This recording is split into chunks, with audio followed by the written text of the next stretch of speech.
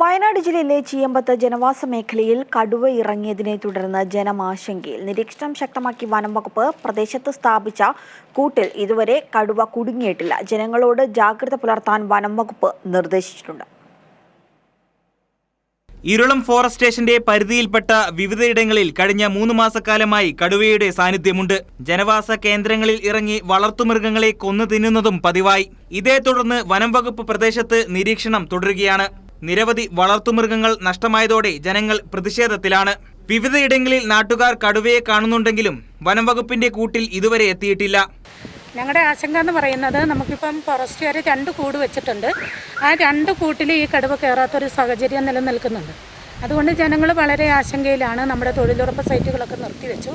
നമുക്ക് എവിടെ അറിയാം, ഏറ്റവും പാവപ്പെട്ട ആൾക്കാരാണ് ഞങ്ങളുടെ ഈ പ്രദേശത്ത് താമസിക്കുന്നത്. അവർക്ക് ജീവിതമാർഗം എന്ന് പറയുന്ന ഈ തൊഴിലുറപ്പ് മാത്രമേ ഉള്ളൂ. ആ തൊഴിലുറപ്പ് പോലും നിർത്തിവെക്കേണ്ട ഒരു സാഹചര്യം വന്നിട്ടുണ്ട്. കാരണം നമുക്ക് ഇത് ഏതിലെയാണ് വരുന്നതെന്നറിയില്ല. 2 കൂട്ടിലും ഇപ്പോൾ കടുവ കയറാത്തൊരു സാഹചര്യമുണ്ട്. കൂടുതൽ സ്ഥലങ്ങളിൽ കൂടുകൾ സ്ഥാപിക്കാനാണ് വനം വകുപ്പ് തീരുമാനിച്ചിരിക്കുന്നത്. ബത്തേരി പുൽപ്പള്ളി പാതയിൽ സ്കൂട്ടർ യാത്രക്കാരി കടുവയുടെ മുമ്പിൽ നിന്നും ഭാഗ്യം കൊണ്ടാണ് 1 മാസം മുമ്പ് രക്ഷപ്പെട്ടത്. കടുവയെ പിടികൂടാൻ ചീഫ് വൈൽഡ് ലൈഫ് വാർഡന്റെ ഉത്തരവ് പ്രകാരമാണ് ആനപ്പന്തിയിലും ചീയമ്പത്തും കൂടുകൾ സ്ഥാപിച്ചത്. കടുവയെ എത്രയും വേഗം പിടികൂടി പ്രദേശത്ത് നിന്ന് മാറ്റണമെന്നാണ് നാട്ടുകാരുടെ ആവശ്യം. കൈരളി ന്യൂസ്